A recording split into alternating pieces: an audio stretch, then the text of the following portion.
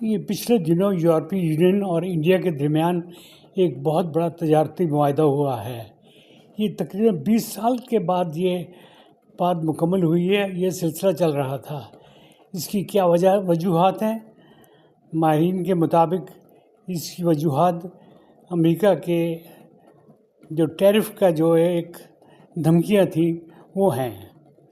تو اس سلسلے میں انڈیا بھی بہت پریشان تھا اور یورپین یونین والے بھی بڑے پریشان تھے، کیونکہ گرین لینڈ پر اور اس طرح کے مختلف واقعات پر جس طرح یہ نیٹو کے سلسلے میں بھی امریکہ کا بڑا سخت موقف رہا اور گرین لینڈ کے متعلق بھی بڑا سخت موقف ہے۔ یہ جو یورپین یونین والے ہیں یہ گھبرا گئے ہیں، کیونکہ ساری جو ان کی تھا نا، جو نیٹو پر جو سارا سلسلہ تھا وہ امریکہ اس کے اخراجات اٹھاتا تھا اور اس کا ڈیفنس کی ساری ذمہ داری بھی تقریباً امریکہ نے لی ہوئی تھی۔ اب جب انہوں نے ٹیرف کے سلسلے میں جو دھمکیاں دینی شروع کی تو اس سے یہ کچھ تھوڑے سے گھبرائے۔ اب یہ ڈیورٹ ہو گئے چائنا کی طرف۔ چائنا کے ساتھ انہوں نے اپنے تعلقات بنانے کی کوشش کر رہے ہیں۔ ابھی حال ہی میں برطانیہ کے وزیر اعظم بھی وہاں چکر لگا کے آئے اور یورپین یونین کا ایک تجارتی وفد بھی وہاں گیا اور کینیڈا کے وزیر اعظم بھی وہاں گئے اور وہ اپنے تعلقات بنا رہے ہیں تاکہ وہ امریکہ کی جو ایک ڈکٹیٹرشپ ہے اس سے یہ بچ سکیں۔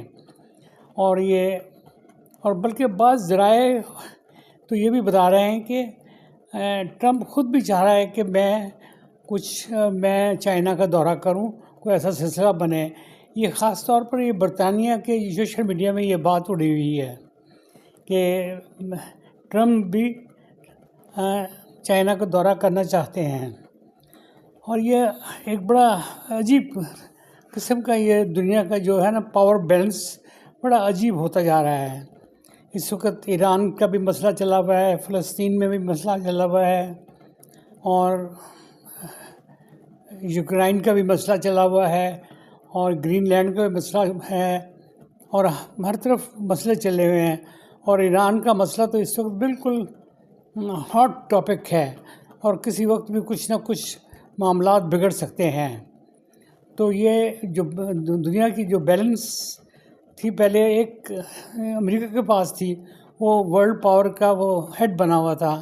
اب وہ جو ہے نا یہ پاور یہ بکھرتی ہوئی نظر آ رہی ہے اب، اور یہ جو برکس کا بھی ایک معاملہ بڑا زبردست چلا ہوا ہے کہ جو نئی کرنسی چلنے کو آ رہی ہے، اس نے بہت زبردست طریقے کے ساتھ یہ برازیل اور دوسرے ملکوں میں یہ اس پہ کام ہونا شروع ہو گیا ہے اور تقریباً 40% کے قریب یہ کام شروع ہو گیا ہے کہ وہ لوگ اپنے کرنسیوں میں کام کر رہے ہیں۔ اس سے ڈالر کو بڑا ذوق پہنچے گا، بڑی تکلیف پہنچے گی۔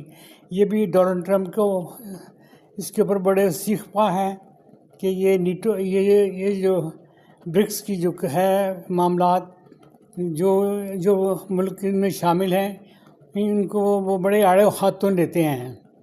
تو پاکستان کے ساتھ بھی جو امریکہ کے تعلقات ہیں آج کل بڑے اچھے جا رہے ہیں اور اللہ کرے کہ یہ اچھے چلتے رہیں، کیونکہ وہ کسی وقت میں بھی یہ بگاڑ ہونے کا چانس بن جاتا ہے۔ ماہرین کے مطابق تو وہ کہہ رہے ہیں کہ یہ ایک ٹائم بینگ بھی ایک یہ را ہے، یہ کسی وقت بھی پلٹ سکتی ہے۔ تو میں آپ سے LPG گائیڈ ہب کی طرف سے میں مخاطب ہوں، آپ ہمیں فالو کر رہے ہیں، اب ہم آپ کو اچھی اور لیٹسٹ نیوز دیں گے۔